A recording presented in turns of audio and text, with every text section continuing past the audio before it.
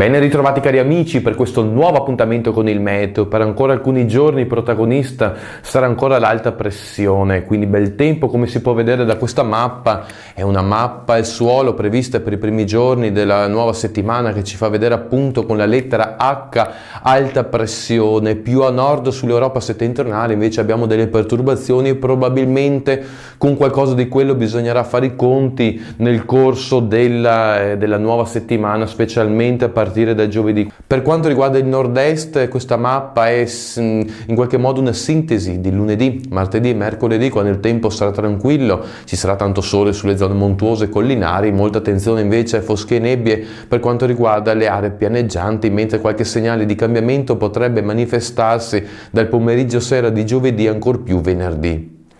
Possiamo dunque dire che appunto fino alla volta di mercoledì il tempo sarà tranquillo, poi appunto c'è il rischio che a partire da giovedì pomeriggio arrivi una perturbazione che inizierà a interessare i settori occidentali del territorio per poi diffondersi su gran parte del centro-nord, interessare anche parte di venerdì. Con ora ho detto tutto, auguro a voi tutti una buona settimana, se avete tempo e voglia ci vediamo nel prossimo appuntamento.